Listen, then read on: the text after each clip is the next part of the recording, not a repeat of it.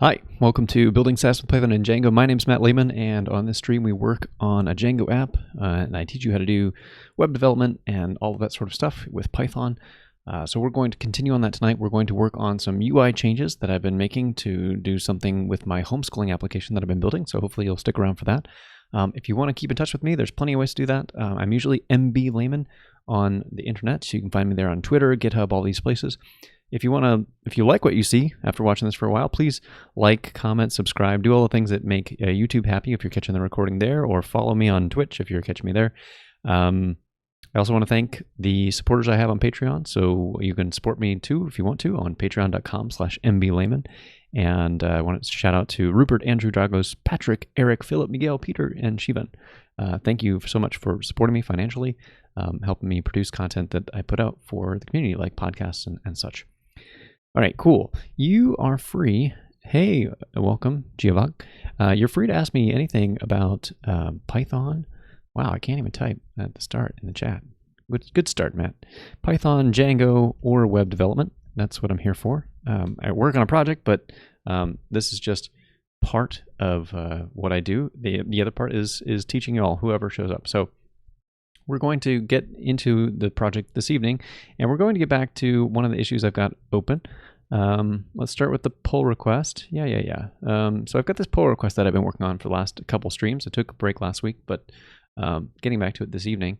And what we're trying to do for this application is add school breaks, or the ability with a school break. So my app, as a reminder, is a homeschool application that helps homeschool families with their scheduling. And part of that is the ability to take breaks in the year. And currently the feature is breaks for the entire school. So if you're going on holiday, that's great, and you can go as a family, that's great.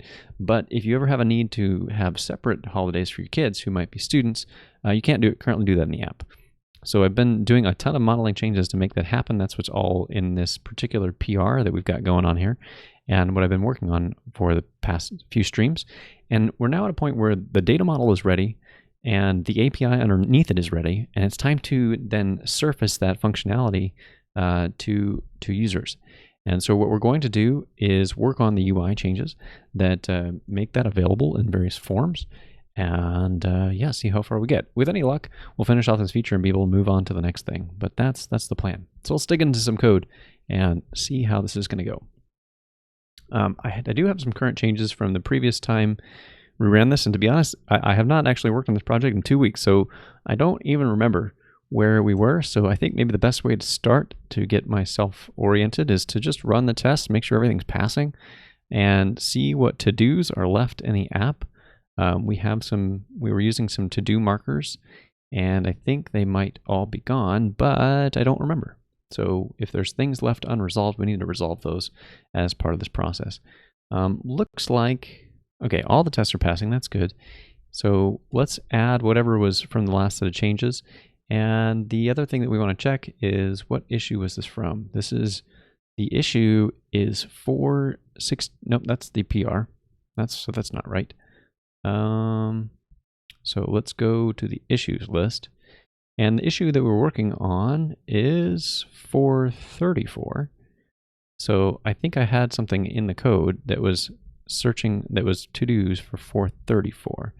And it looks like we're only getting generated files. So I think we must have addressed all the to-dos. In fact, let's just check that. Yeah, there are only 3 to-dos left, and they don't have the 434 tag, so they're totally unrelated. So where we're at is we're going to commit these code changes. Looks like we have, so I run pre-commit, which is a really cool tool if you've never used it. And what it does is run a bunch of hooks before I want to commit, and it checks my code quality and makes sure that certain things are in a consistent style and all of these things. And we've got something failed on black formatting. Okay. So that didn't go, and now it's changed. Cool. So let's add that to the stage again, and then try to recommit, and everything should pass this time with any luck. All right, and I don't actually remember what it was. I think we were adding this to the template for displaying breaks per year. So we'll mark that as update template. What template were we modifying? The daily template? Is that it? Okay. Update the daily template to account for school breaks. All right, then we can finally get to the real code. And I probably should have done this before the stream. Apologies, but hey, that happens. So now that's up and that's ready in the PR. And eventually we'll look through the PR and make sure that the whole change feels good. I don't know if I'm going to feature flag this change or not. So if you're not familiar with feature flags, the ability to like toggle features on and off dynamically. I happen to use Django Waffle for my feature flagging because my app is pretty simple at this point. I don't have complex needs for flags, and Django Waffle can get you really far away. It's using a database table to decide whether something is shown or not. But I've been putting this off in the side branch, and it's the only feature that I've been working on, and I'm not going to merge it till I'm happy with it. So maybe I'll put in some feature flags, but maybe I won't. I don't know. Okay, so let's get back to where we need to be in the app. And let's talk about, I guess, let's bring up the application and take a look at it for a minute so that you all can see where we need to be modifying this evening. So if we go to the app, the page that we have to modify is on the school year planning page. So this is where you plan your school years. And if you're a parent who is running a homeschool, doesn't necessarily apply to you as viewers, but if I wanted to create a new school break for the school year, I go to this Add Break button, and I can then select the dates and such right here. Okay. The thing that we want to do is not only on this Add Break page, but there's also an edit capability. So there's the ability to edit breaks as well. Both of these use the same template underneath. With some obviously modifications to whether to show a delete button or not, and whether to show an update break or add break, and yada yada. There are various patterns in here, but they use the same common template. What I want to do is I want to add below this description field the actual students that are applicable, and the default case is going to be everybody. It applies to everybody. So we have to figure out a couple of things. We have to say, what do we have to say? It's been a while since I've been thinking about the modeling, so I apologize. I'm going to be a little slow in the uptake, but we'll get there together. The way I modeled this was with a many-to-many table. If you go back and look at previous streams, you'll see how that was done. And anytime a school break will apply to one student, we're going to create an entry into this many-to-many table. The logic we decided upon, or I decided upon, and you all were watching, was that if there are no entries in that many-to-many table, then just the school break by itself will count for all students. There were some trade-offs there, but it was I think the call that I wanted to make. So what we need to do on the add break page, for example, is to show all of the students that are with the school and mark them all as checked. And it's only when we're in this state where some of them are checked that we need to actually do any comparison and update this many-to-many table. So I think the first thing that I want to do is basically build into the form the ability to display all of the students and mark them all as checked, and then not actually incorporate that in any of that into the form logic yet. Right? Initially, it would just be like useless data that gets passed along with the form submission. And then we'll process how we're going to do that. So I need to think about where else I display a list of students. There are a couple spots. I would like to reuse some of that if I can, and I think that would be a good start. So let's go find some of that code. There's an enrollment page. I wonder if I can do that. Now this page is already so this chunk of code already knows about the student, so we're not having to pick one. There's a different enrollment page somewhere, I can't remember where, that lets you both pick the student and the enrollment, but we're going to try and borrow from that, I think. And I should ask if you have any questions about what I'm doing, or questions not about what I'm doing, and just general questions about web development or Django or Python, any of those things, please ask. If you're comfortable, and we'll be happy to chat through them. too advanced for you. Oh, I'm sorry, Rena Dork. Well, I'll try and I'll try and explain as much as I can. And if you have questions that are, just ask away, and I'll be happy to answer the best I can. So let's go to the template. Let's go to the templates area. And we're looking for an enrollment template, I think, that I have. And I think somewhere in here, there's a code. Yeah. Okay, so this is actually not going to be quite what we need. Okay, that's awesome. Getting into computer programming and working through web dev. Yeah, web development is a fun topic. It's there's a lot to it. Like it's not the easiest thing to just like jump into, unfortunately, because you have to learn like HTML and CSS and databases and like HTTP, and there's lots of layers, which is a rough starting ride. But once you get there, it's like, oh, okay, I can do this, which is pretty cool. I can make something for the web.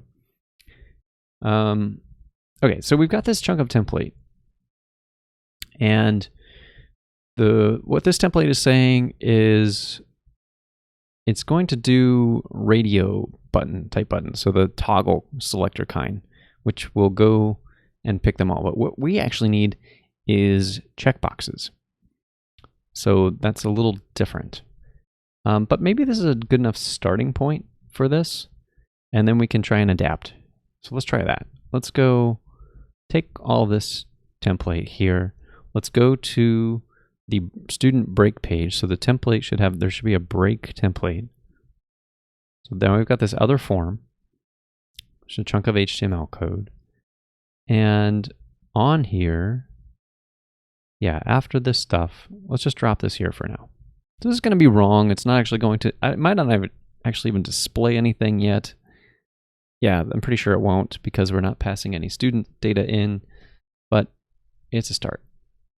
So let's return to this add break page, refresh, and now you can see we've got the student here, but we don't have any data. And the reason being is the students right here is data that needs to be passed into the context of the template in order to be filled out. And so again, questions, if you have them, ask away, because I know that I'm making some assumptions about what people know. So let's go back to the actual view code that powers this thing. And this is in the schools app. So let's go to schools, views, and we're going to go to the school break view. And views in Django terms are controllers in Ruby on Rails. They're chunks of code that are collecting data from a database and then are asking a template to render. So they're pulling the data, and here we are. We've got a school break update view, which is going to be the form view. There's also probably a create view somewhere. Yeah. So you can see that both of them are using the same template. They're using the same form class, and there's going to be a bunch of stuff to modify in there. But right now, we're just trying to get the data in. And so what we want to do is we want to get the students added to this context. I'm just going to force that in right now. And after we've forced it in, we can go and update the test code that makes sure that that we adhere to this contract and the data contract in the future. So let's start with saying, what do I want to say? We have got, let's see, I need to check something first. All of the students for a school, or for all of the students are connected to a school. So we probably want to display any students from that school, right? You don't want to display all the students from the whole app. So we need to actually get the particular students. So let's put that in as the context is going to be students. And then we're going to query the database, and we're going to say student objects.filter. So we're using the Django ORM to query the database. And we need to get the right set of students. It's not just, it matters. Not only that, but we probably need to order them by a certain ordering so that it looks consistent in the user interface. So students are attached to a school, and schools have an administrator, which is the user of the application. So that's how to get the right students for the school. And then I also want to order by, probably the first name is what is going to feel right to me, I think, logically. And by having this, okay, so now we've already revealed something that needs to be imported. So we're missing the student model. So we're going to come up to the top, and at the students app, we're going to import the student model.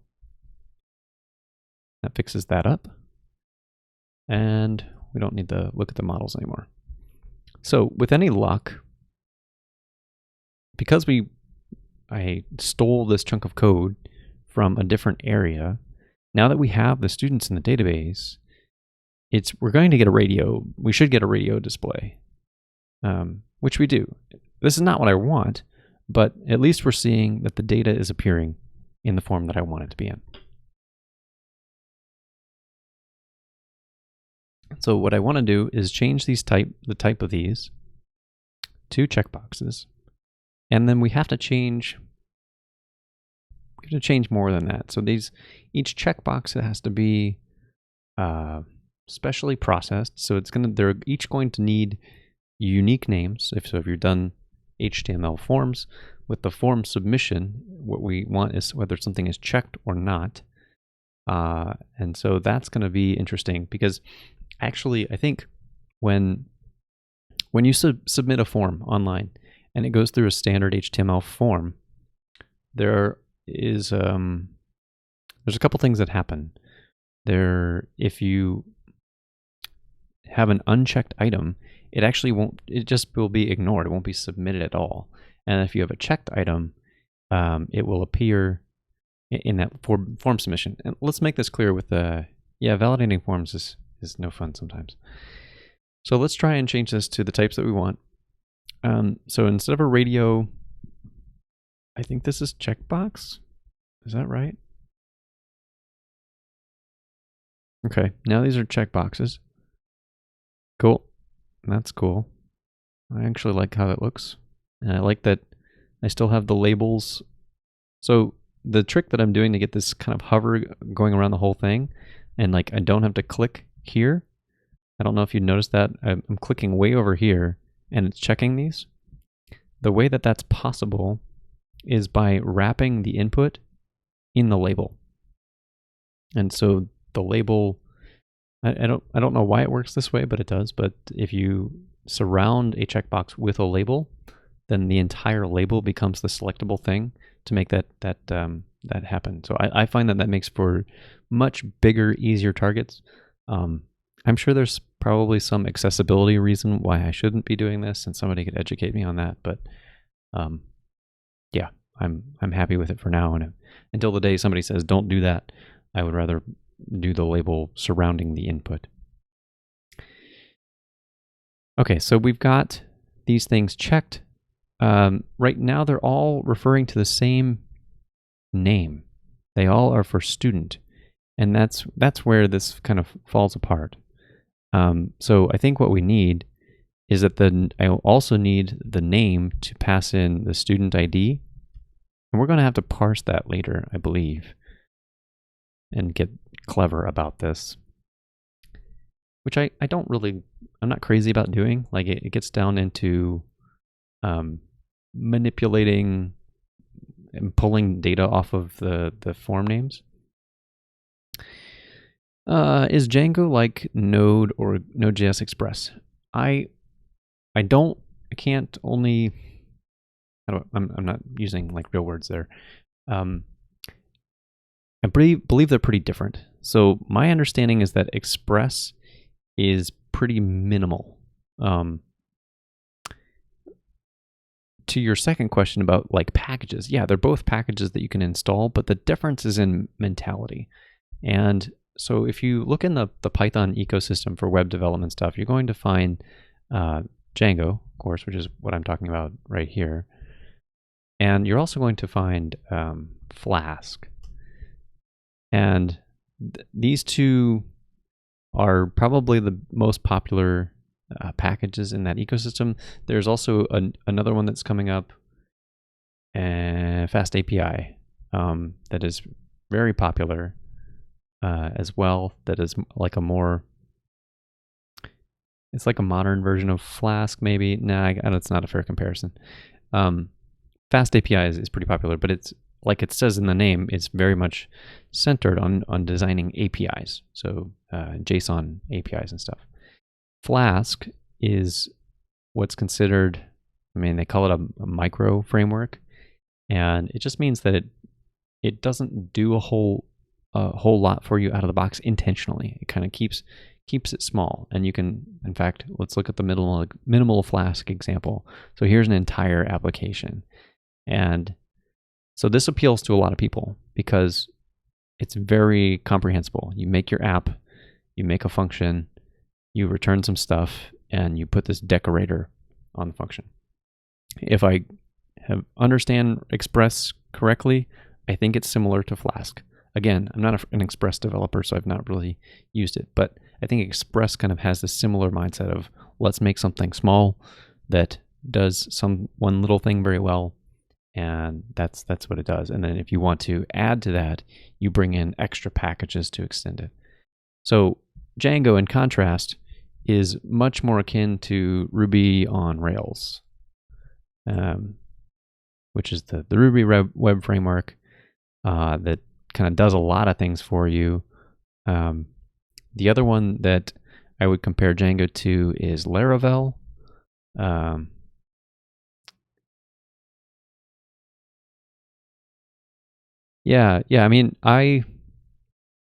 My feelings on all of these things is I used to be in the camp where I want the small thing.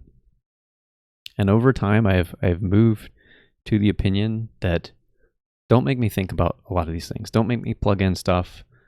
Let me just have something that has a bunch of the configuration kind of figured out for me, like an opinionated take on a bunch of things, and run from there. And Django definitely has that philosophy of we're going to include a bunch of stuff. You may not need it all, but when you do, it's right there. And if you're not using it, okay, you're not using it, and that's fine. You don't have to. Nobody's going to force you to use some of the packages that come within Django itself. So that's my take on all of this, is that it is hard, and that's the hard part about this, is like, I think my perception is that it is much easier to approach this. Like a new web developer already feeling overwhelmed, and Rena Dork, you can keep me honest if you don't feel this way, is like there's just so much to learn. So if I find a web tool on the backend side that seems like it's very small, that I can understand how that's totally appealing. You break down weekly. I'm sorry to hear that. It's tough. There's some interesting stuff in what you said there too, of learning React. So there is this like weird modern notion of what is a modern web stack, and modern web stack for a lot of people is like JavaScript, single page application client, and that's all like learning a ton of the whole JavaScript ecosystem. And then once you do that, then you have to figure out like backend API in some technology. But then you also have to remember that you have to learn HTML, and you have to learn CSS, and you have to learn relational databases. So those are those pieces. And then if you're getting a popular app, then you have to learn like caching, and like the list goes on and on.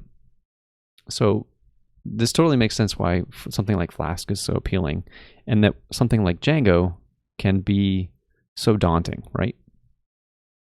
And My take on this is that, like you mentioned learning React, and if you want to learn React, that's cool.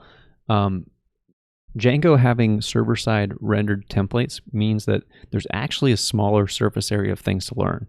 You don't have to learn about building JSON APIs and doing rich client stuff, because building React will send you down a path of learning Webpack or all these other tools to like do the JavaScript build chain and TypeScript, and like it just is it's a rabbit hole. And it's a powerful ecosystem, but I think that there are simpler ways.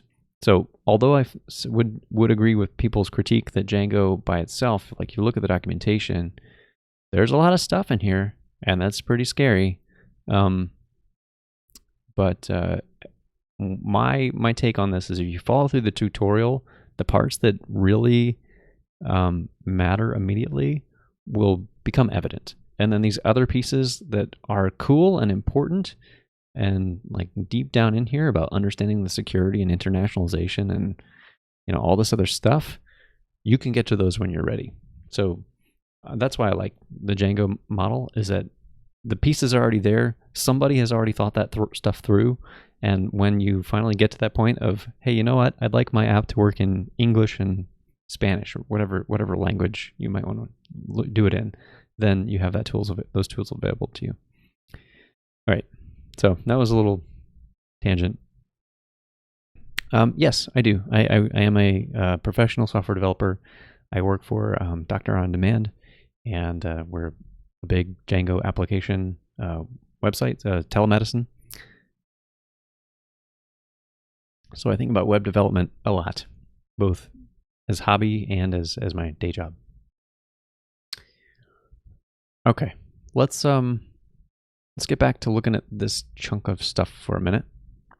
So we now have this display of students. Oops, not that page. Let's just get rid of that one. And so there's a couple things that are going to have to be happening here. On the display side, initially, if this is the first time creating this on the add page, we want all of these to be displayed as checked. And that is probably not a hard thing to do. On the edit side, so let's think about this. It's going to start all as checked. So the school break will apply to every student in the school. And actually, now that I'm saying that, this is not even the right set of students, because if we go back to the student page, this third student is not enrolled in this particular school year. So we need to filter onto the students that are enrolled in that school year. So our assumption was wrong on the school break part. So where did that go? School, I picked the wrong form. School break. So this was the wrong set of students. What we really needed, it is a side project. It's something, so my family, we homeschool my two children, and this was something that I built for my spouse, and then have since turned it into something that anybody can sign it up. So I've got a few customers that are actually using it and paying me money, but it's mostly a side project.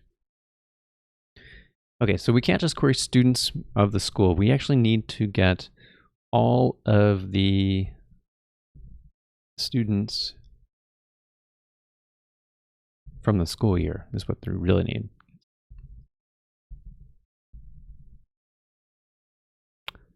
Oh, thank you. I appreciate that.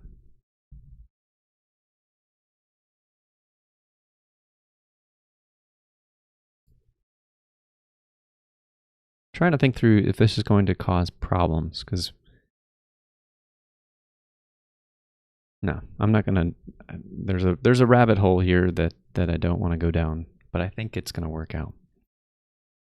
So we've got the school year, and we're gonna need to use that to check a different model.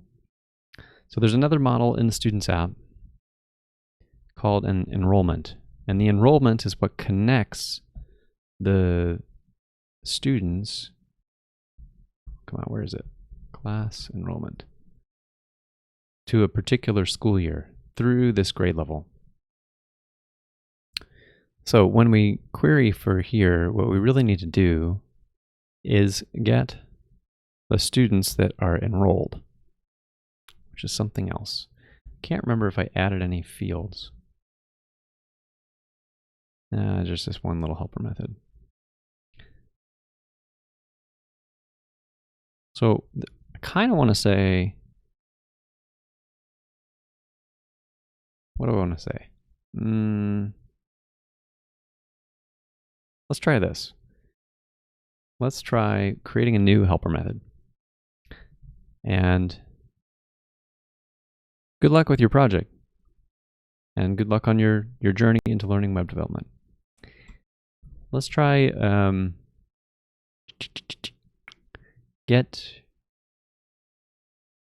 let's just call it get students. And it's going to take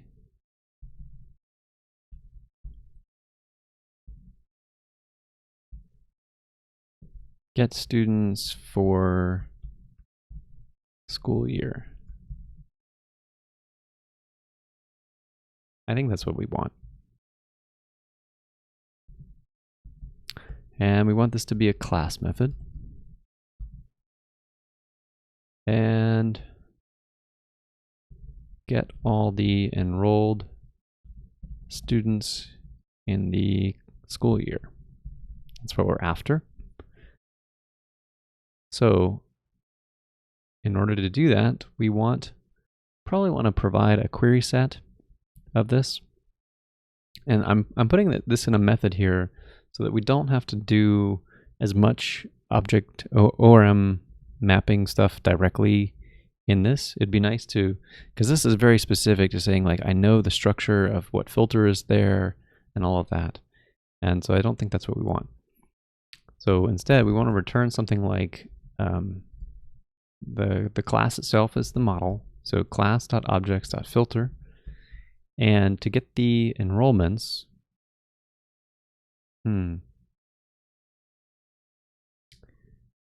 okay, we'll keep going with this. I think we'll be close with this. We need to filter this and say grade level school year is equal to school year. That should get us all the right enrollments. And then what we really want though is the actual students on that. So we want to make sure that we're selecting all of the students. So every student, so that will do a join on there. And then I think what we want to do is a values list where we're going for, is this going to return the IDs? I don't know. It might. We'll have to check on this. I don't think this is going to work.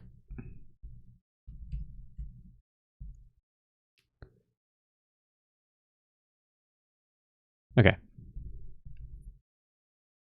So I think values list is going to return the IDs of the student instead of the student records themselves, which might not be what we want.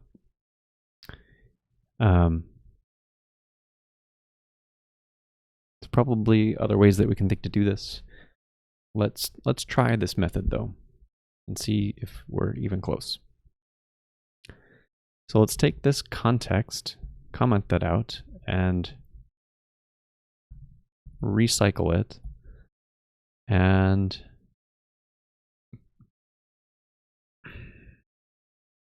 let's change this to enrollment, get students for school year. And we don't have the school year yet, but I'm about to change that. So we'll change this to be school year, and then we're going to reassign this to a local variable.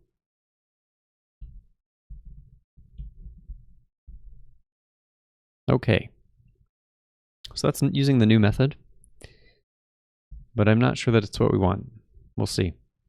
In fact, let's put the debug toolbar onto this page that we were on previously, so that when we come back, we can actually see what's in the context.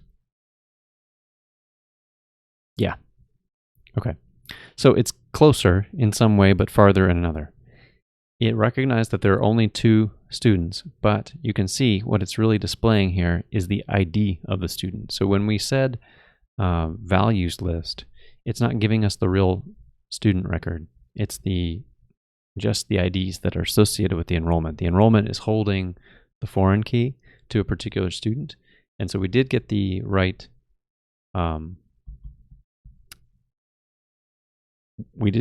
set, but it's not in the right format. So what could we do here? I could have this, instead of being a query set,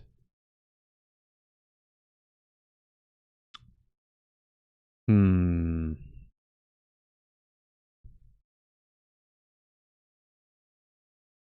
first thing let's do is throw on an order by and make this just always return by first name.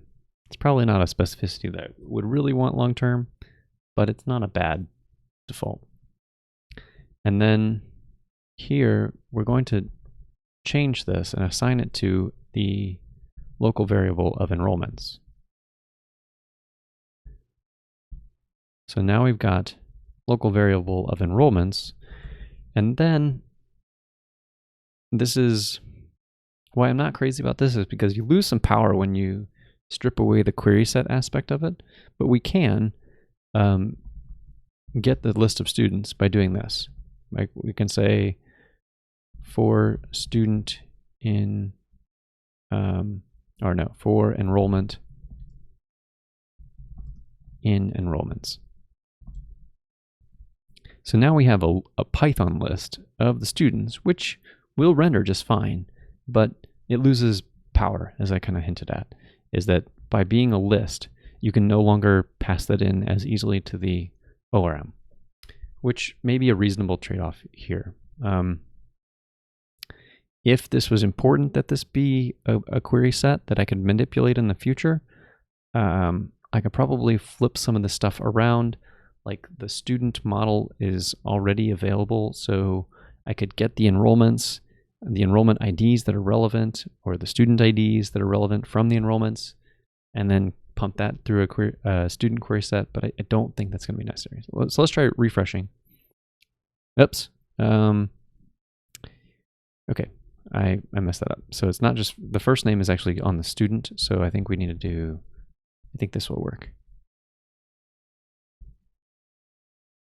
Okay, cool. So now you see we're working with actual student instances, so we're back to the 2. And we're back to the ones that are actually enrolled in this school year, which is good. Like if you think about a future where maybe this app gets used for years and years by some family and they've got kids in high school or something, and those kids graduate, or those kids stop going to the school, stop doing homeschool for whatever reason, then you're only going to pull for the students that actually are part of that school year, which makes perfect sense.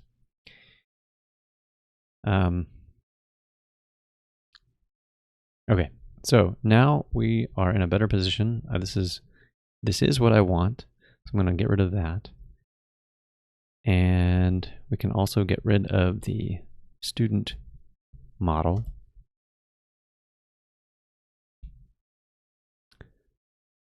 All right. And go back to the school break area.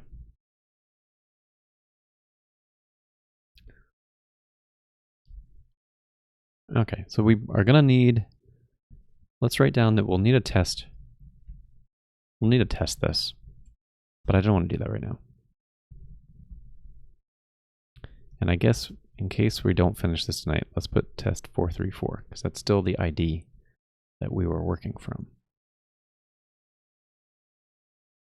Yep. Okay. So we got this new method, we've got this new context. We need to decide whether or not this should be checked. And the simple answer is, well, it's not so simple. Rats. All right, so why is this not simple? If on the first pass through here, these things should definitely be checked for an ad. But what happens if I put in some junk on this? And some junk there, and now say add.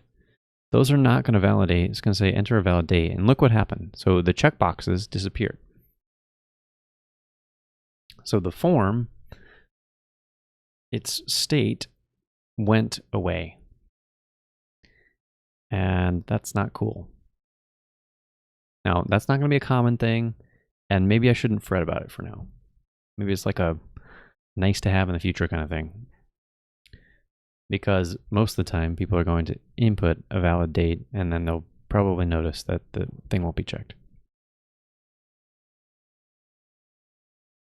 I think that's probably how I'm feeling about this. So there is an attribute that is on the add view called create. And I think I want to use that for this. So we're going to take advantage of that. We're going to add here. We're going to say, this is where my editor does not really like what I'm doing, because I'm kind of putting it inside of a tag, and it's like, what are you crazy? And I am crazy. So if we've got the create attribute, like look what that's just, come on. Then we want this to be checked, which I think with HTML5 we can just say checked. We don't need to say checked equal checked. All right, let's try that. Let's cancel this because that's an intermediate state. Let's go to add break page, and cool, both of these are checked.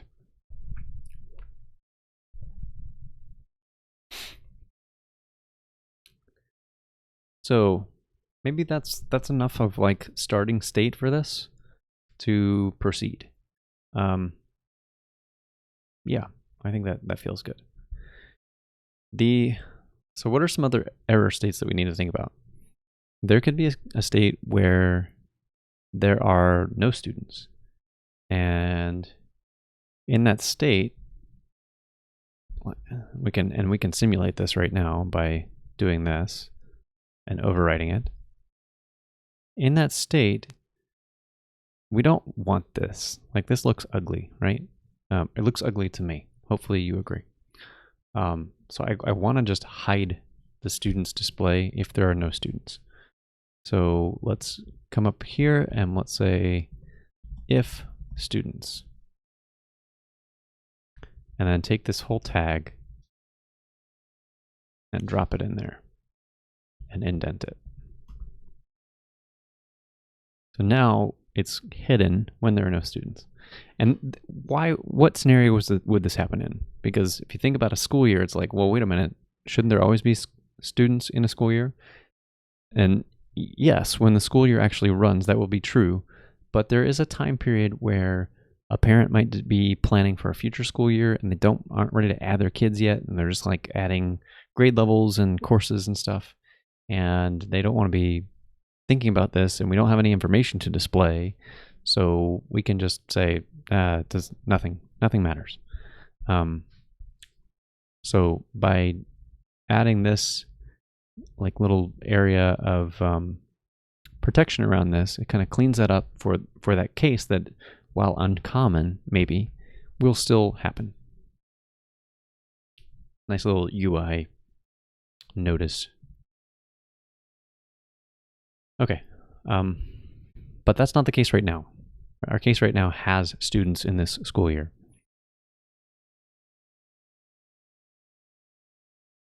So what I want to do is figure out what am I figuring out? So we want to say, let's put in a real date that we can consider and add a break, and let's check out the form data that's actually going to go across, and then we'll decide how to work with it. So one of the valid dates could be tomorrow, 9/16. So we'll say 9/16/21 and 9/16/21. And let's bring up the debug tools. Check out the network. We're disabling the cache, and I believe that recording will persist. The UI for this always confuses me. So does that mean that it is recording or that it's not recording? I think the play would mean record, resume recording network. I don't know. It's just a confusing UI prompt to me. I think that this hitting that play button, so it now looks like a pause button, it means that it is recording, I think. So if we press the button on this, we should see, all right, yeah, good. It didn't clear our post. So, and it was important that it didn't do that. Otherwise it would like clear it all out and then we'd see all the stuff for the get, but not the actual post. So what I wanted to show though was here's our post data. We posted to this breaks endpoint, which adds a new break. And then we've got the actual data that's in the request. And it includes the actual CSRF token. It also includes these attributes, but importantly, it has these two at the bottom. So it has both of those things checked. And it also has, so if let's go back and like just do one, there was another important attribute that I wanted to show that was, I'll say 9/19/21 and 9/19/21. Where you only have one of the two checked. Let's clear this out so we don't need all that stuff anymore. And try this again and see what's different this time. The important thing I think to highlight is that rather than showing this to be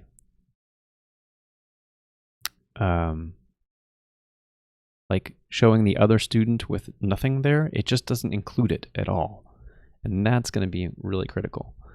And as I'm doing this, I'm realizing now that curiously, this thing, I set the value here so that the checked is actually sending across the ID again, which is maybe convenient.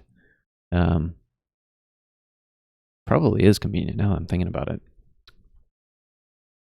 So we can, instead of doing any parsing on like pulling out the student ID from the half, we can just look for form inputs that start with this student dash prefix and then look at their values in order to get the ID rather than splitting on the dash, which is kind of ugly. Okay. So I think this is the context we want to use. And I'm going to leave this template alone for now. Like, it doesn't do all the things that I want it to do yet, and it doesn't handle editing yet, but let's focus just solely on this school break part. Okay, and then we're going to still continue to ignore the test for now. So what is next to do? The next thing to do is consider whether we need to actually modify the table that tracks the per student stuff. I'll repeat it because looks like some of you are new, but in the modeling that I have, you either the school break will apply to all students if all those checkboxes are selected and there are no extra records in this many-to-many table. And that's a little confusing, so let's bring up the school's models so we can see what we're talking about. I created this new many-to-many table that is a mapping of breaks. Where are you? School break.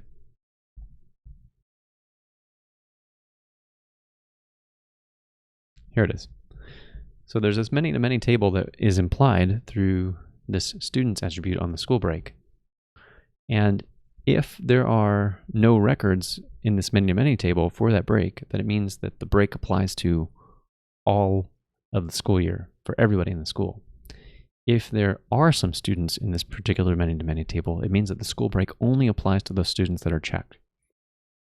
So what we need to do in the associated form class for this view is actually look for that extra data and then do the comparison of how many are checked versus how many were checked in the past. Like, this is something that we'll have to like refresh every time, because you can think about it as, well, I guess let's not get to the edit part of this right now. Let's just get to the how do we create this with a filtered version that only applies to certain students. So this form data is going to go into the school break form class. And so that's where we need to work next.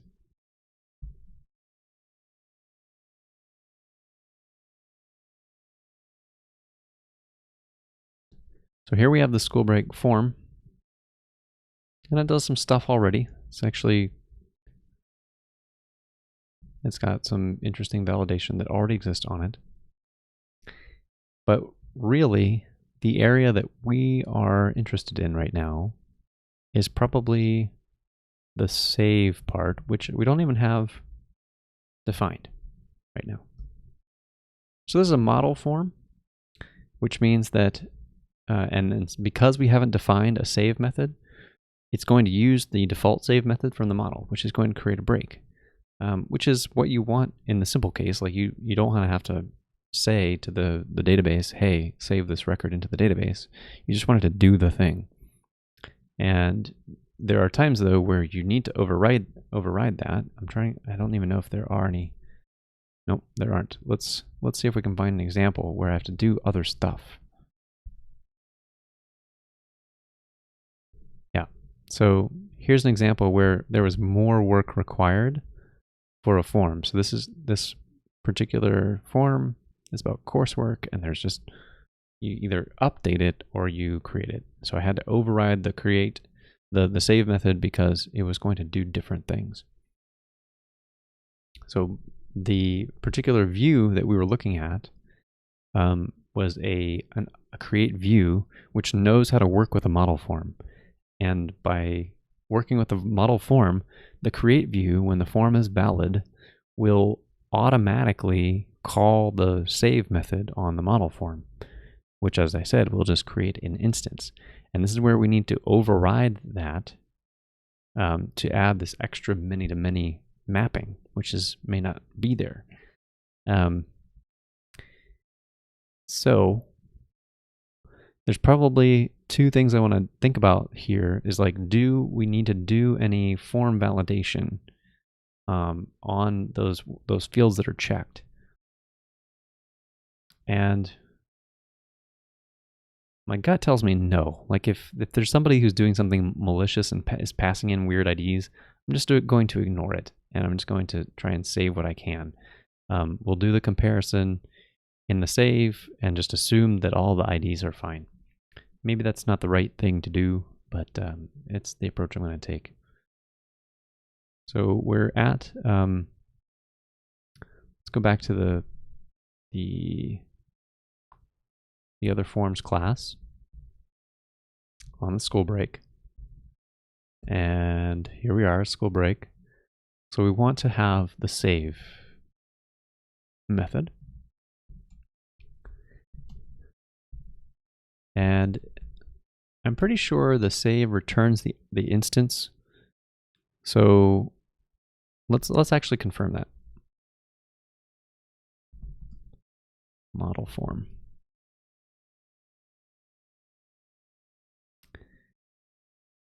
Save.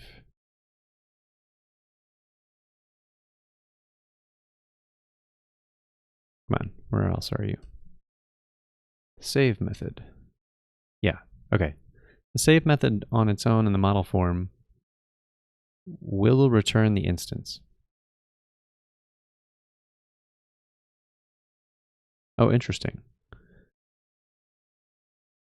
This is good to know for when we get to the edit half of this.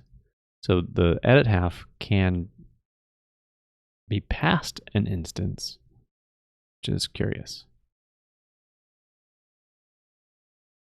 Okay, we might have to take advantage of that knowledge later, but we'll worry about that when we get to the other half of this with the edit. So we're going to call this the instance.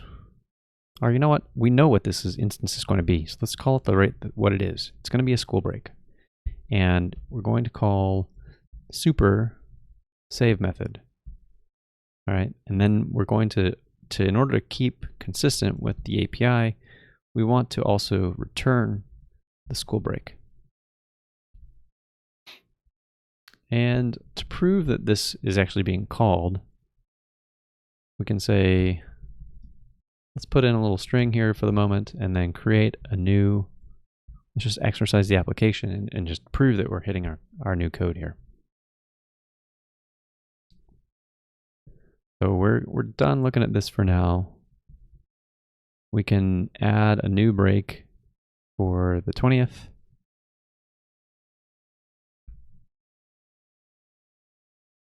And say 9/20/21. And then if we save this, we should get a new break, but we should also get a little printout of hello world if we did it right. And we did. So that proves that save method that we just wrote is being exercised through this path, which is good. Okay, and it's right here with this print statement that I want to do the work.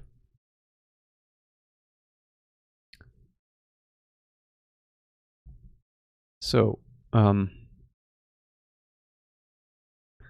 question is, where is this data in the form? The cleaned data, I'm not sure is going to know anything about these extra fields that we're passing in. We could probably prove that. Yeah, this might be the time where we switch to writing a test, because going through that cycle of clicking through the UI is time consuming.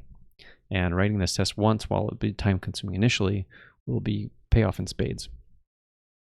And there should already be some tests that test a lot of this form class. So let's see if we can find where that extra data is stuffed into the form, because it's somewhere, but I don't remember exactly where. I don't think it's going to be in cleaned data, but we can check. So let's go to schools test forms and split that up. There should be a school break form in here, I would hope. Yep, school break form. And we want the test case where this is all valid. Do I seriously not have the valid one in here? That's kind of silly. I've got a not valid case.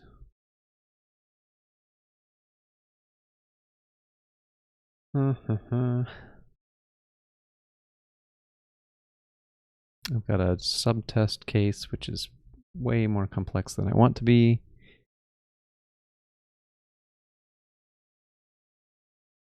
And, well, that's kind of sad that I don't have the happy path.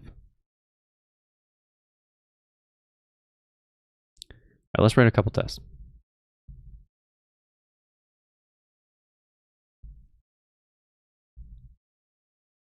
Let's call this test happy path.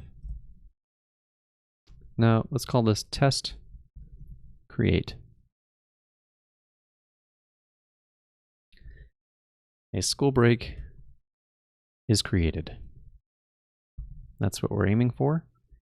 And we don't want to have an existing break. We want, so let's take that out. And we don't want to pass in the instance, because we're not doing that. We're trying to go for a totally new thing.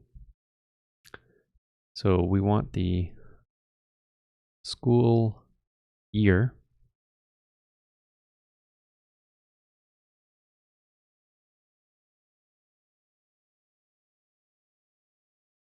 And we're going to do the school year and the school are the same time. School year, start date, just like having the first day off of school. And the school year end date. Okay.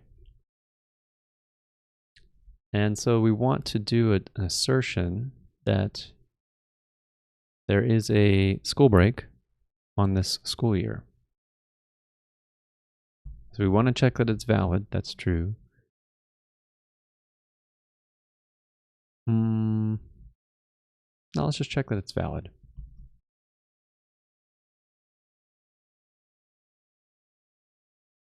Okay.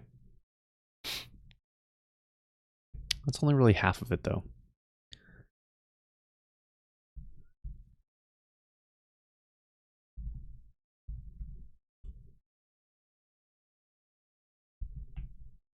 Let's assert that the school break objects filter, this should be for a particular school year. And that should be that there is one. Count of 1. Oh, come on. I don't have the school break model imported.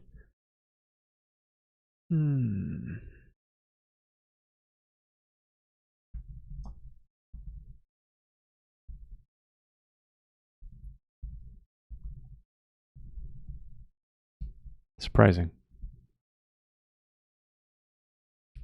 Okay.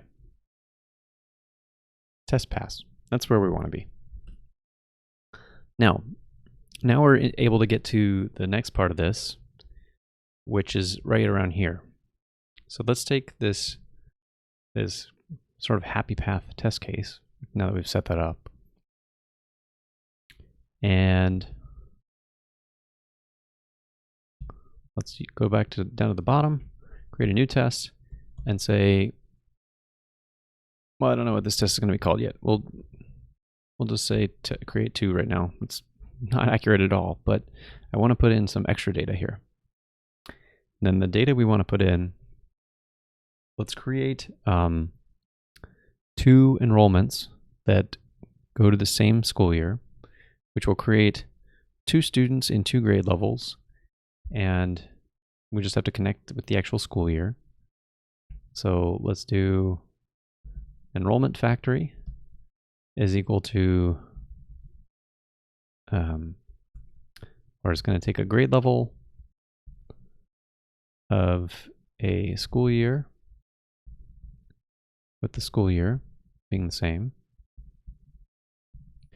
We want 2 of those. And I guess we need to import this. So from homeschool tests, homeschool students tests, test factories, import the enrollment factory. So now we've got 2 enrollments. So there's 2 students that we're going to essentially simulate that that model method that we added earlier about checking for enrolled students. And then we can put in there, we know that the format of that is we need one of these students. That's the enrollment. And we need that it's student with enrollment student ID. That's the key side of this. And the value side is the string representation of the enrollment student ID. Okay. So this is kind of the scenario that we've just set up here, is when only one of the students is checked. So I guess what we're really going to be testing here, since we're doing the whole form save, this is the full end-to-end of this, is we're testing that school break applies to one student.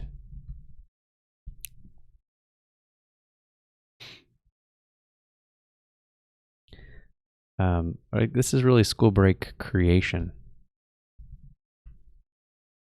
Create.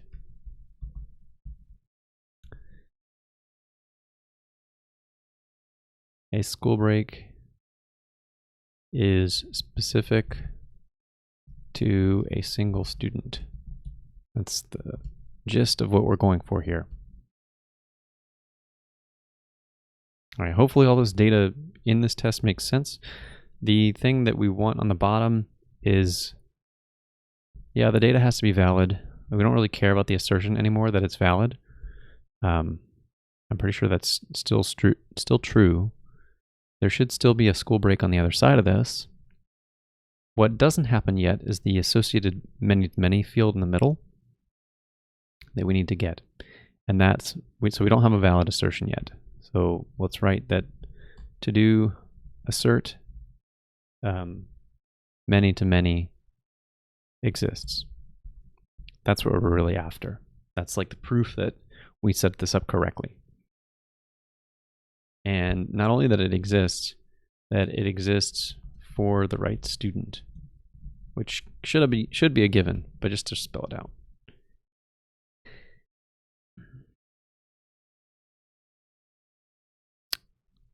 Yeah, we even want to go so far as like, I don't care that this is, I don't even care to check for a school break. Well, let's go ahead and get that school break out. So let's, because we're going to use it.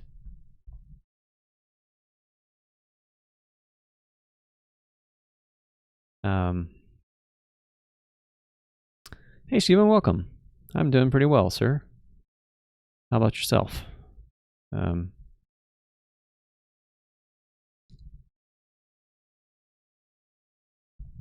We'll just say get. I think that'll do it. No, what am I doing? There should only be one, so a get on a single school year should do the right thing. And then assert school break for now, so that it stops complaining at me. Okay, working test. We've got the setup. Now, the thing that I was trying to get to with this test, the reason I wrote the test is I want to see where is this actual data in the form. I don't think it's going to be in the clean data. So let's come to the bottom and assert false so that the test will spew out a bunch of diagnostic information. And it will also capture, you can see here that it captured standard out. And you don't actually see that normally when a test passes. So sometimes I just like to throw on assert false to see that standard output. And it lets us get to the print output clearly. So let's print out the cleaned data to see what's in it. I suspect it's only going to be the model attributes that we had defined in the form. Yep, my expectation there is correct. You can see we've got the school year, description, start, and end date. So what else is in the form? Man, I don't remember. I don't remember where a form class shoves all of this data. That's unfortunate. How can we poke at this? Sometimes, I could go to the docs here, but here's a trick that I sometimes like to use. I'll sometimes do a dir on attributes. A dir will print out all of the attributes that are associated with a particular object. And we know the self is the object. So here we get this dump of everything that's in here, and see if we can find the data that we care about. There is this data. Maybe that's it. Let's try that. So what's in, if we print out data, whoops, what's that going to do? And this is where writing that test, even though it took a minute, is way better than now going through the user interface and testing that over and over each time we wanted to just create one new form. So it looks like we found it. Here is all of just the raw data. So what we're going to do is pull out all of the data that starts with this. And What I want to do is pull out the values of those things, I think. We'll think through that for a minute and see if that's what we want. And if that's going to be a problem. Let's call them, let's just say what it is for now. It's the student IDs is what we're after. And so that's going to be the value side. So if data is a dictionary, we want to enumerate over the data, right? So we want the items. So we want the value, but I want to give it a better name than, let's give it a better name. So student ID for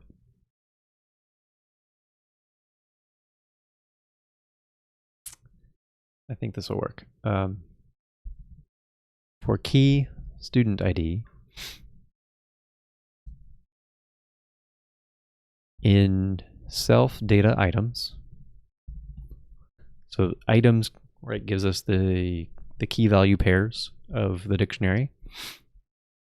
If the key starts with student. I think that's what we want. And then let's just try printing out student IDs. See if that's right. So we're done with looking at the dir. We're done with looking at the data and the hello world.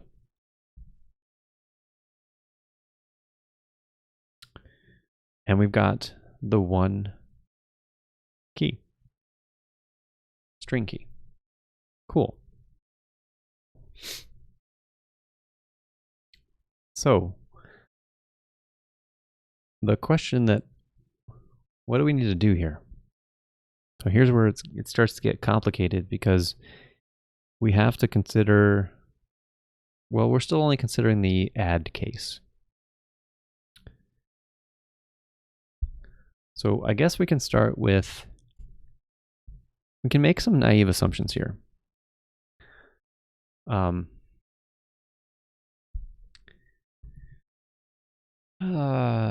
What do we have available? Do we have the school year available somewhere? We have the school year. Yes, there it is. The school year is part of the cleaned data.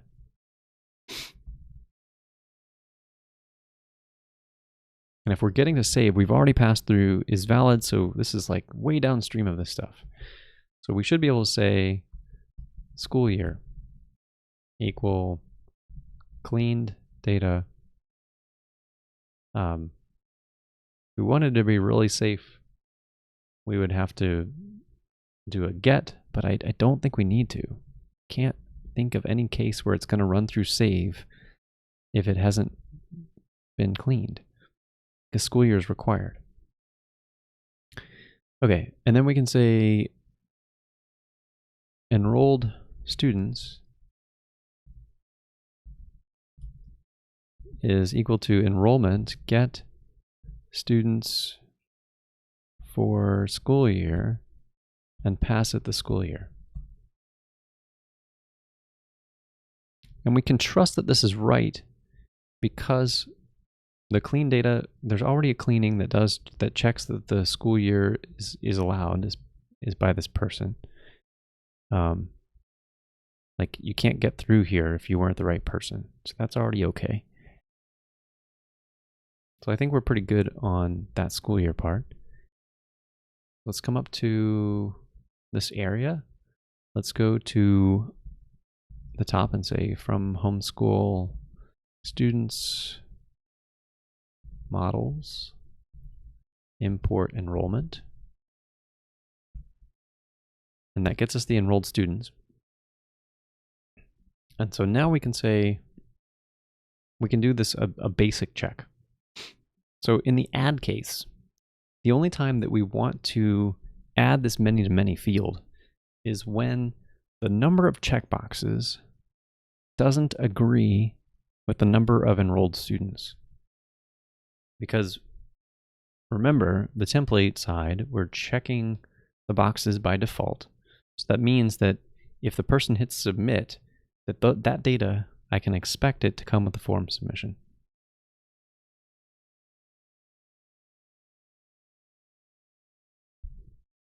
So when the two values are equal, it means that they didn't uncheck anything.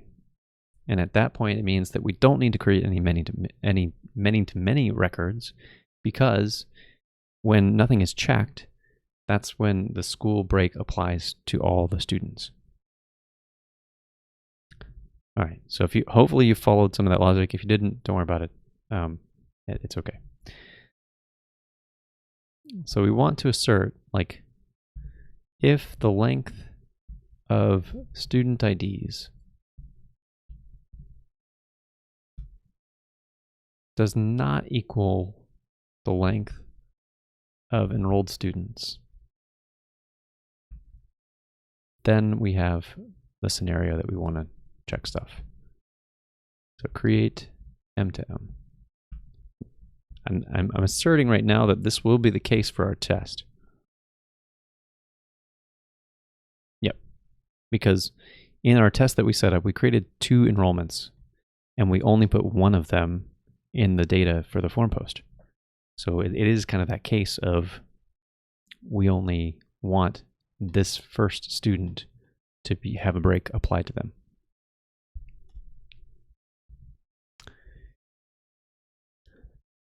Okay.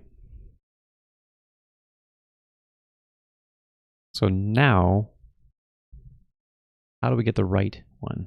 That's the trick. And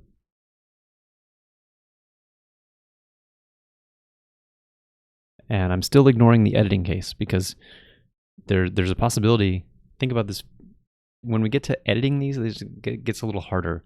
But the editing case will be such that, like, you could, maybe the person picked the wrong student for the break.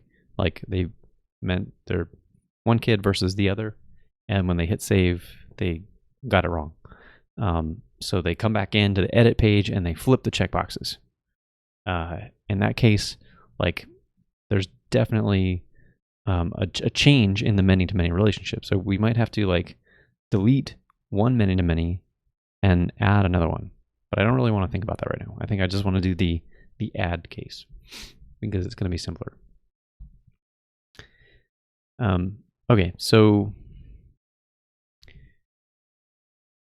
we can, for the add case, it's just a matter of matching up who is the, oh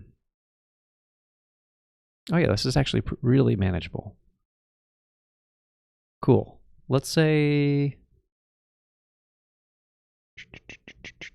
because the school break, we added the students. It wasn't the enrollment, which is nice. So we can apply this to anybody.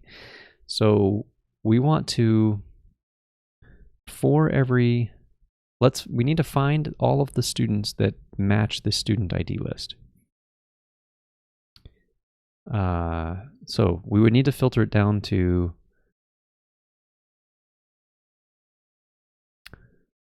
I don't even know what to call this anymore. We're getting, like, really down, we're running out of names. I'll call them the school break students, because it just seems to make sense. So we want this to be the student in enrolled students if the student ID is in student IDs. I think that's it. And school break students, I don't know. How about students to add? Is that better?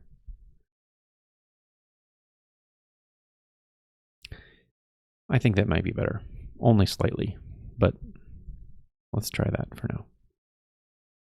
What's wrong? I have a syntax error.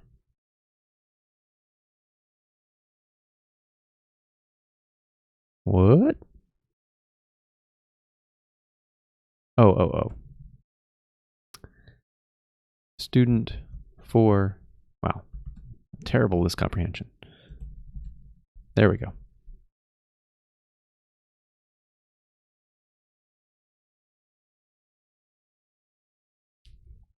And I might choose to be kind of dumb about this when we get to the edit side and make this sort of atomic by deleting all the many to many and then just re-adding them. I don't know if that I want to do that. But, change management is hard here. So now we have all of our students, and then we say for student in students to add, which should just be one. Then we can do school break dot. Oh, there's a way you can do multiple with a many to many field. Let's go look that up because it'll make this a one-liner instead of looping over this again. So that's not what we want. Django M to M.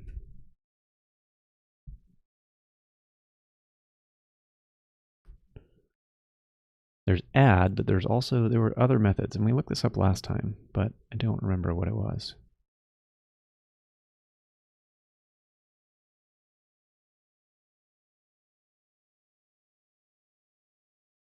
Now you can see we cleared.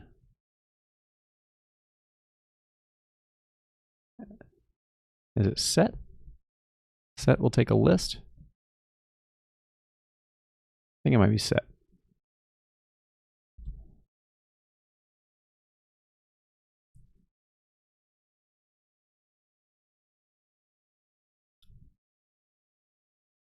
I don't know why the docs are kind of funky on this part.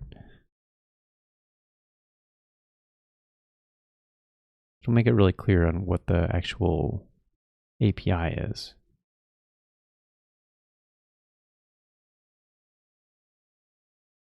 Jeez. Okay, I'm pretty sure it's set. So let's say school break dot students set and then students to add. All right, now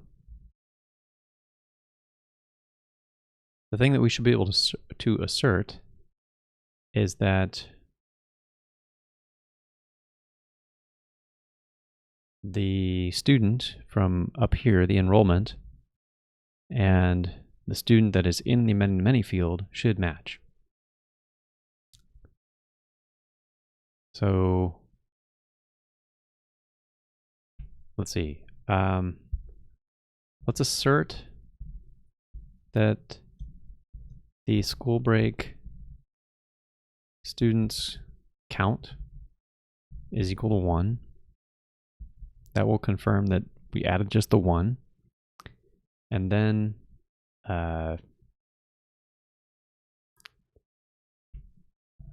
break student, or that's, I don't know, student on break. We can pull that out, school break students first, because we just did that assert right above. And then we can say, we can assert that the enrollment student is equal to the student on break.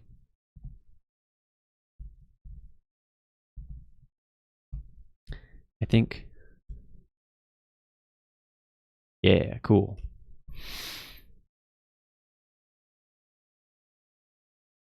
All right. Now, is this cleaned up to what we want? Probably not.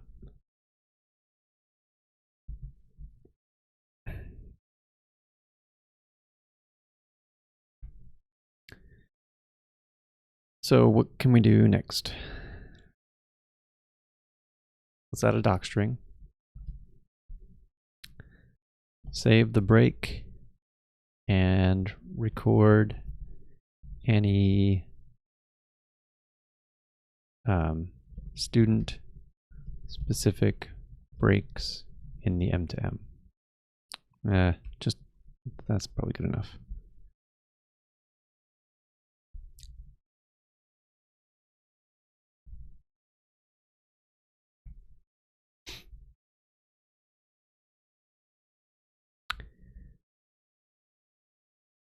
we've got our test, which is good.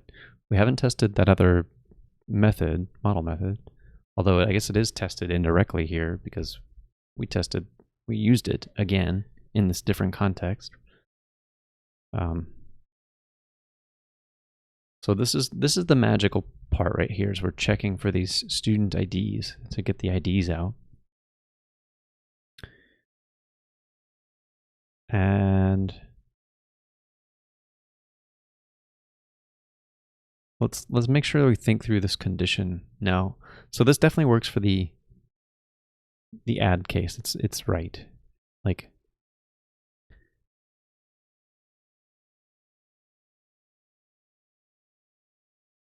trying to think about the case where what happens when there are no enrolled students. So if there are no enrolled students, then that would be 0, but there also would be 0 coming from here, so it's not going to try to add something. So that's correct. We're not factoring in the existing. Yeah, I think this is right, because we're not factoring in like any existing school breaks. We're just factoring in the desired end state. So this is saying, this is the desired end state is what's represented in these student IDs. Make these students the ones that have a break. The other case that I can think of, or one of the other cases that I can think of in the edit case, is, let's say you made a break specific to just one student, and then you change your mind, and then you want to, oh yeah, that's going to break this if clause here. So here's the scenario. Existing break, and we'll use 2 students as the example. So 2 students, existing break with 1 student. And then, so there's 1 in the many-to-many field. And then the edit selects both students. Now, in this version right here, this chunk of code's not going to execute. It's going to get skipped, even though something should happen. There should be some addition. So, okay. Because what should happen in this case is that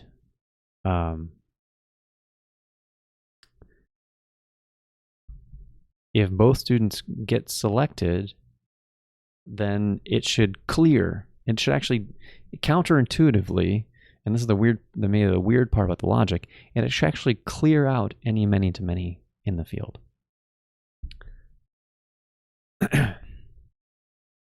So this Boolean, this condition right here, this check, really should mean clear existing M2M. That's what it should mean.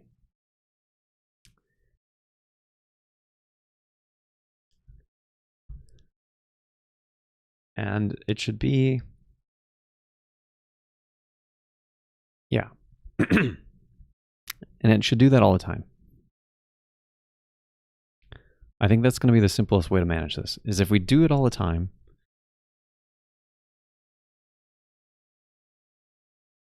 is that right?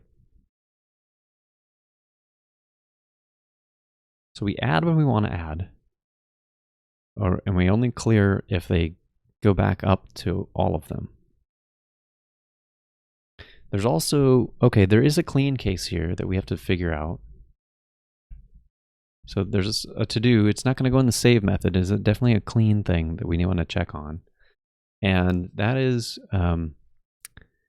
at least 1 student must be checked if there are enrolled students. That's truth.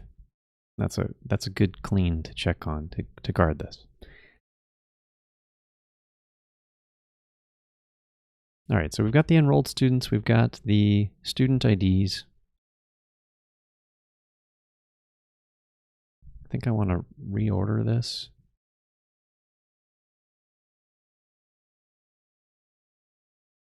No, I don't. What do I want to do? Sorry, y'all. I think it's just looking funky because my editor is so small for doing streaming. In fact, let's rework this arrangement here. Okay. Now we've given ourselves some more horizontal space.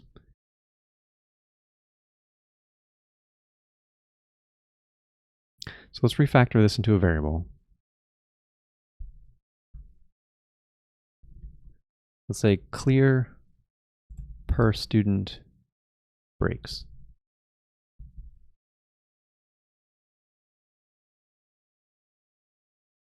And that's if that is this exact, I'm pretty sure it's this exact check.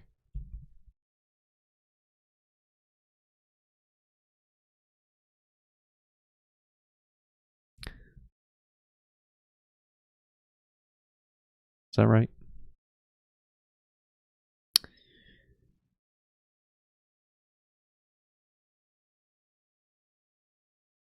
When do we want to clear it? I think my brain started to shut down.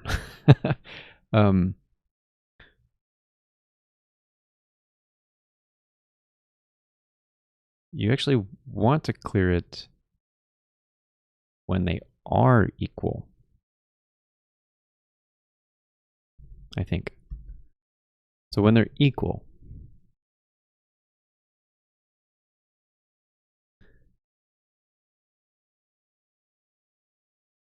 and there is a value. So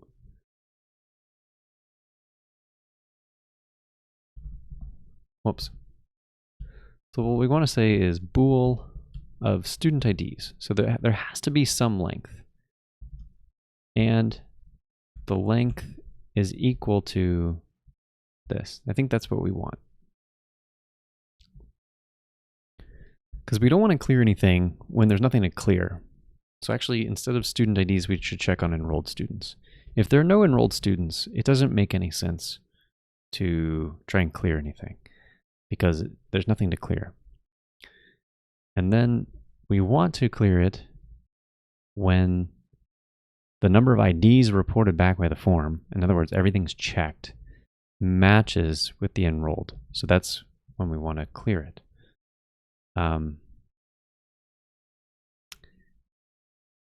We only want to add specific stuff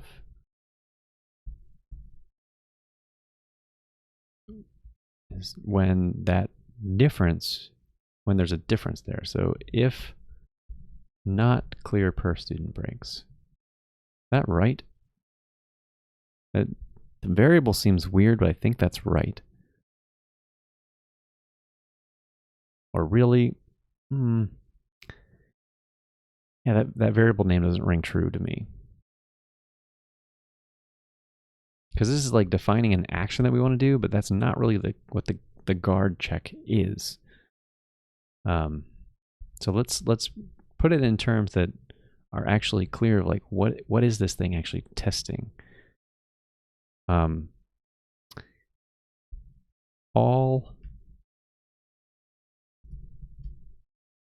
This is what it is. It's really all students on break. So if they're not all students on the break, yeah, I think that's much closer to what I want. Then what do we have? If it's not all the students on the break, then we want to add stuff to the many-to-many field. So we want to figure out what students go in there. Also, if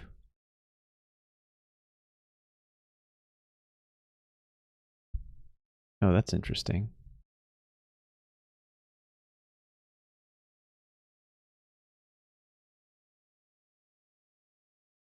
And I just said a moment ago, if all the students are on the break, we want to clear the M to M relationship.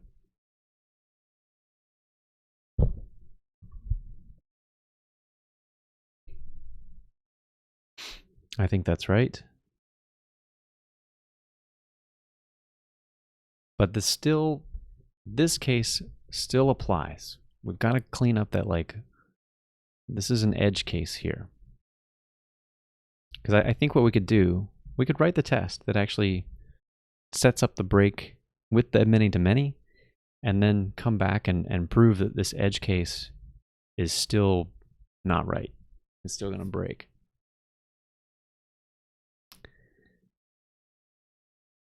Yeah, so let's write a new test that actually clears out and sets for different students. And that will test that, like, that'll test the swap case where, like, one student was selected, but it was actually for the other one. Okay, let's start getting some of these down.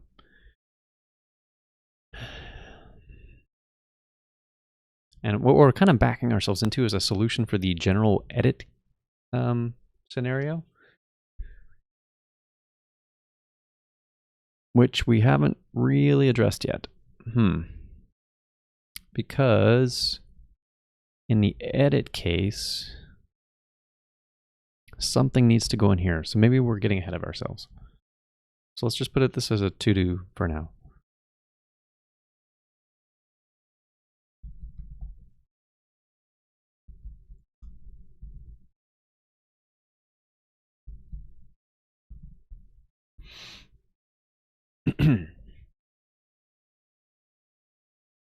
Because currently, the way that we've got the save method, we've broken editing. And I think it says you're supposed to pass along the instance if you're saving it.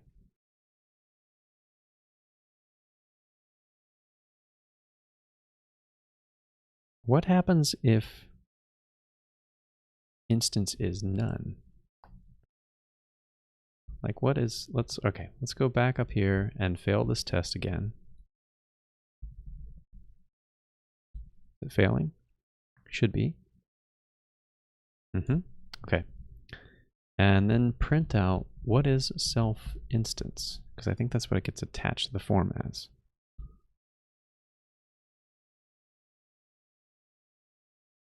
Oh, it got attached as school break. The newly created school break. How did that happen? Because that was what?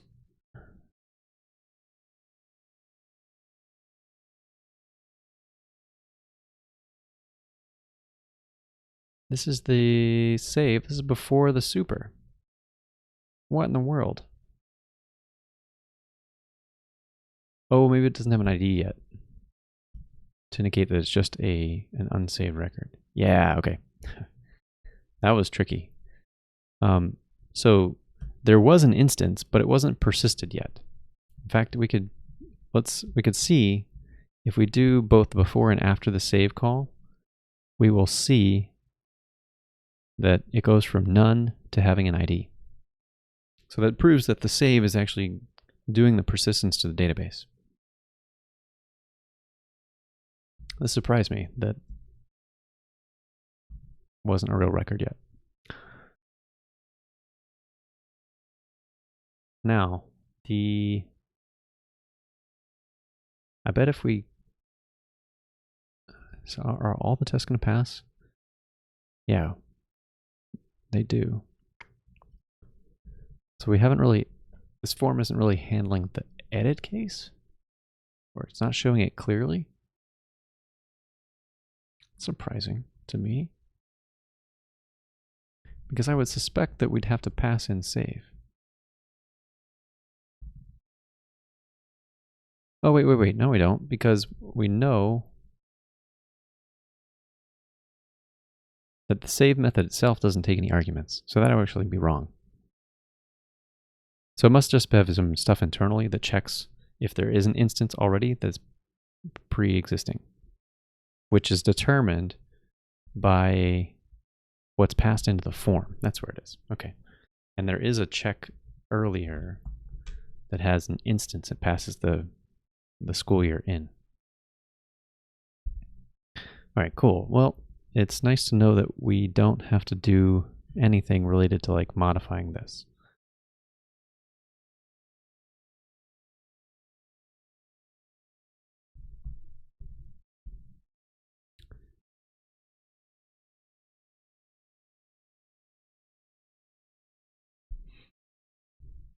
But we do want to do a test that actually works with an existing school break. And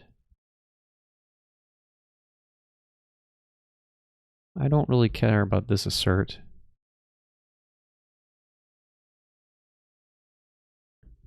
Frankly, I don't care about this assert either. If I got that wrong, it would just blow up here and it would signal to me the same thing.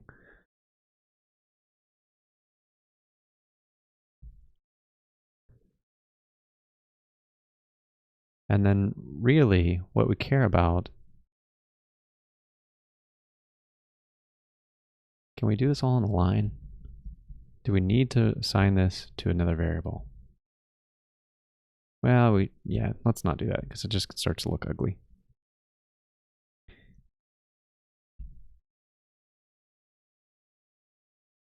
Okay. Get rid of the false. All right, I think this is what we want as the end state for this test. I'm pretty sure this one's done. So now we want the next test where, let's take this and say school break.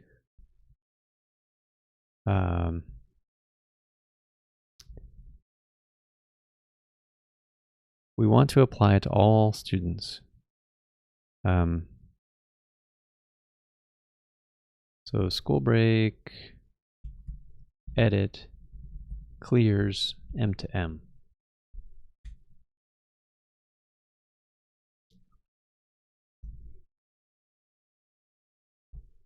A school break will clear M to M students if all students are on break.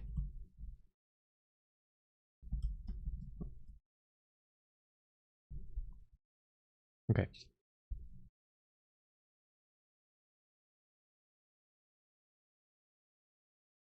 All right, so we have to create a school break. I'm sure there's one that we can recycle. Yep.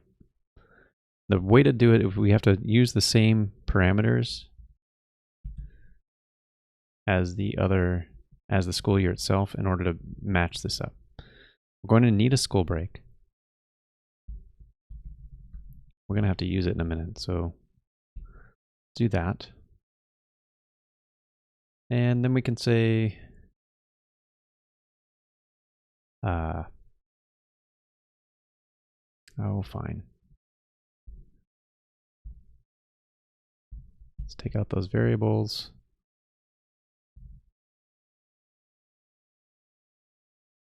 We want to have a school year. We need to have a couple of enrollments in the school year. School break has a start. We don't care about the end. We want those to be the same. We can, in fact, oh, wow. This one was wrong. I wanted this to be just a one date thing. I don't need it to span the, I mean, I guess it's not wrong, but it does not need to span the entire school year. That's just weird in the test data. And while we're here, we can now change this to something simpler. Say start and start. And this is going to be enrollment 1 and enrollment 2. We need 2 enrollments to prove this out. And change this to 1. I'll fix that in a second.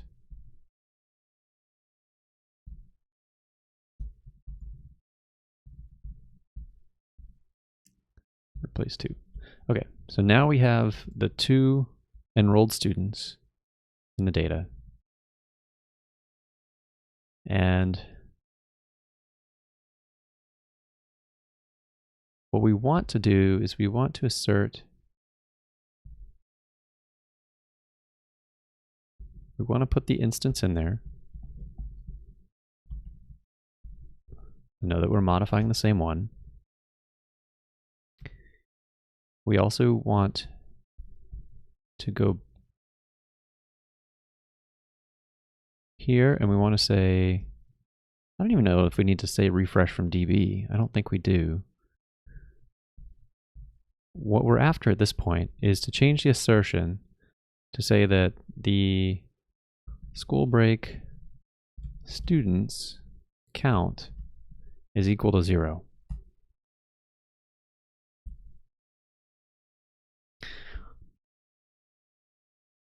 Now at the moment, I think this is going to pass, but it shouldn't. And it's going to pass because we didn't actually add the student yet. So we want to, up here, now make this school break specific to this individual student. So we'll say students, and then we'll say add the first enrollment student.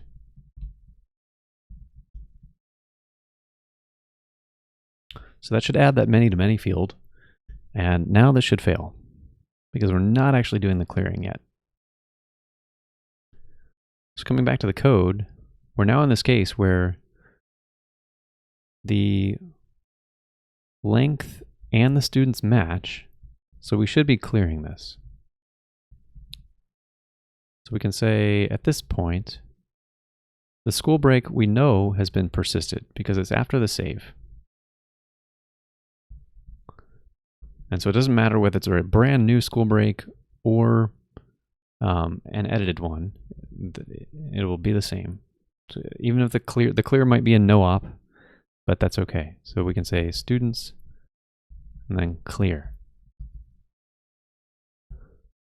Okay. Now this test should go back to passing. Good. So we've accounted for that case where 1 goes back to all of them are on break. Okay, what's next? I think we're at this point, though, where we can prove. Wait, that just did that. Edit selects both students. Existing break with 1 student. And we went and edited them. Oh, I think this is I wrote down the wrong case. So not edit selects both students. Edit switches students. That's the case that's going to fail.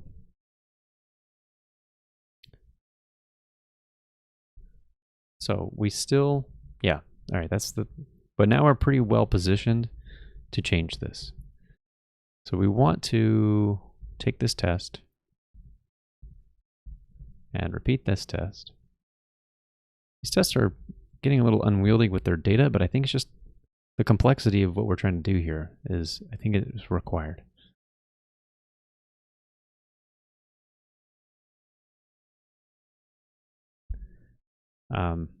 You know, maybe we can simplify part of this.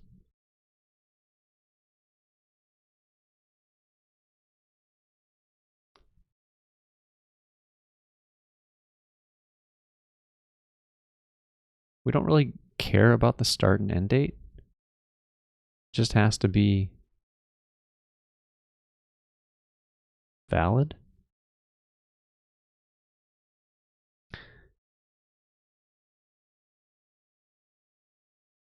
And I'm thinking too hard about it. Who cares?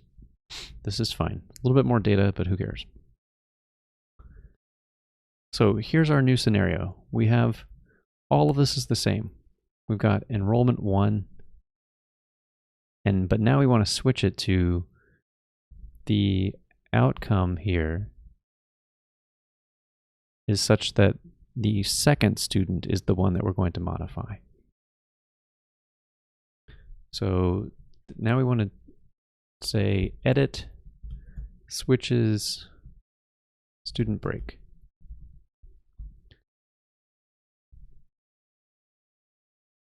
A school break will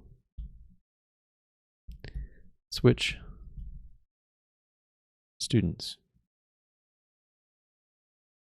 Student who is on break.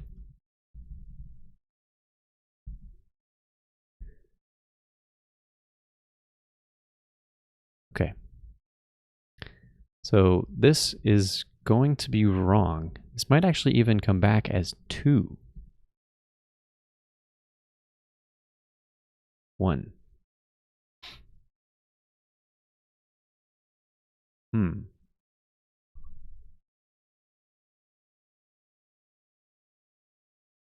Oh, I wonder if the set actually inadvertently, if I did this, let's see what that set operation does. Does the set like clear and?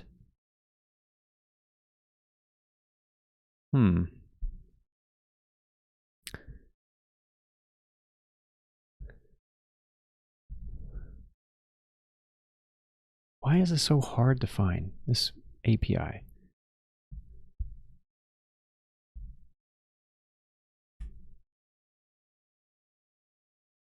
Related object reference, that might be where it is.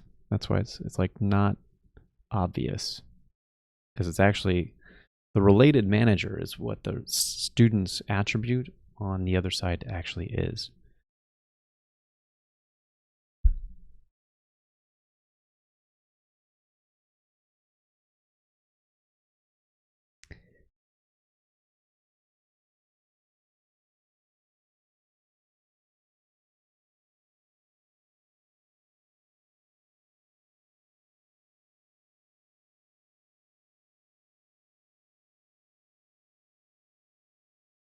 So I think it's close, but I'm not sure how this worked, because it definitely used set.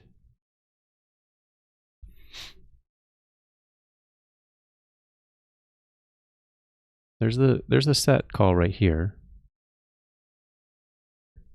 and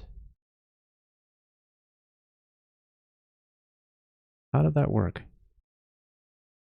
All right, let's figure out which student is in here. So we want to get the first student. So the actual student is first, and that should be equal to enrollment 2 student. What in the world? Okay.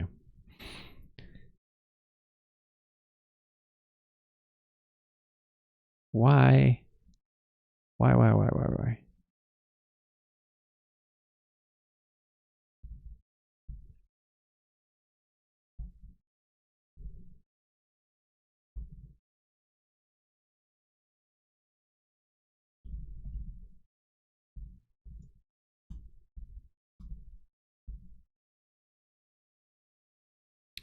I'm not bothered that it's working. I'm bothered that I don't understand why it's working.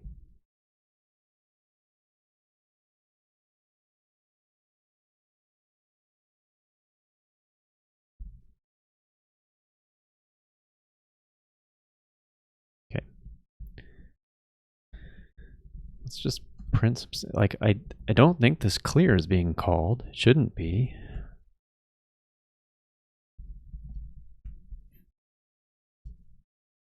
But I don't know how else it's getting rid of.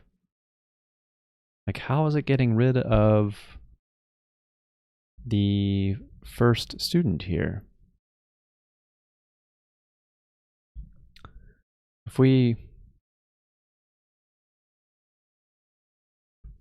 were to print school break objects, nope, school break students first, and then print enrollment 1 student and print enrollment 2 student. I mean, logically, like, we should see that 1 and this match, right? Okay, which is true. Joshua Marsh and Joshua Marsh are the student names that were created here. So they match. So that's definitely the right middle to the many there. But then what? And this is certainly going to be, if we print students to add, that's going to be student 2 in a list.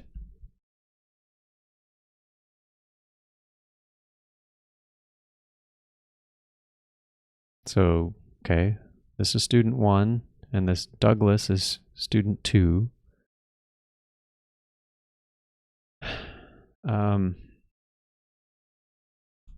But what's confusing is that I didn't say clear equal true.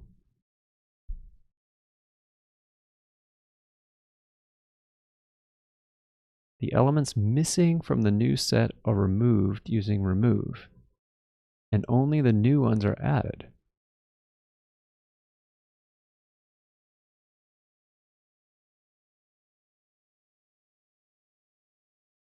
Oh, wait, there's more to this.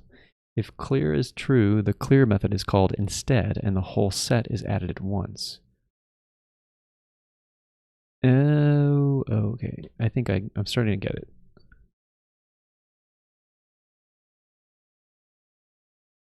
Ah, okay. So clear is just determining whether it makes it like an atomic operation or not. In either case, set is going to override whatever's in there and replace it with a new thing. So it covers this case, which is cool. I'm glad I wrote it this way, because I could have written it such that we had used add in a loop or whatever, but we didn't.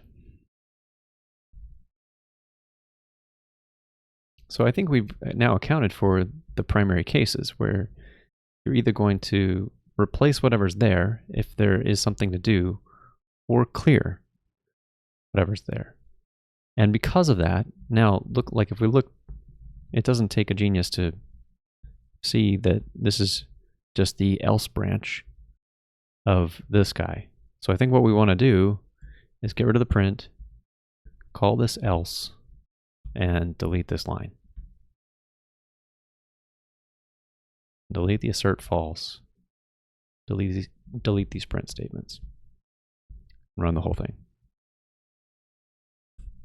Cool. Okay.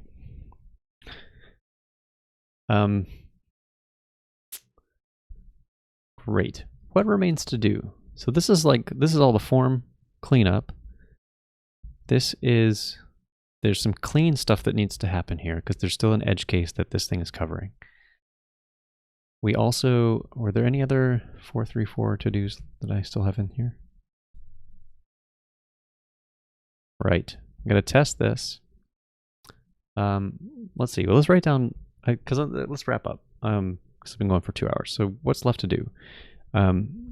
We need to, so test 434, add students to the update view.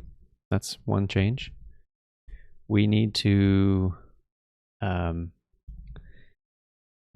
fix the template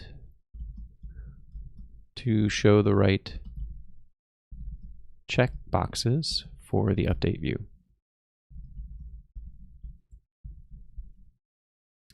And then combine that with this clean method, which will display the appropriate error message if you don't have anybody checked when there are enrolled students.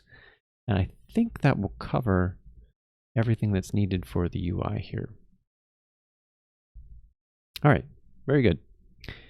Well, hopefully that was informative of the complexities of forms and dealing with many-to-many and that you learned something along the way.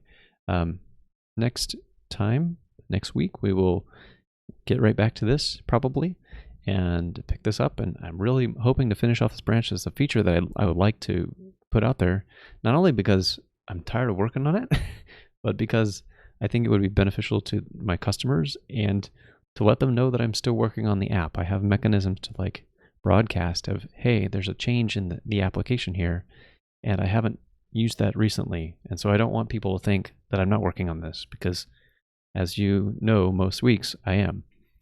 Anyway, if you like this, please like, subscribe, comment, whatever. If you catch this on YouTube, I want to thank you for tuning in this evening, and I hope you have a great one. Take care.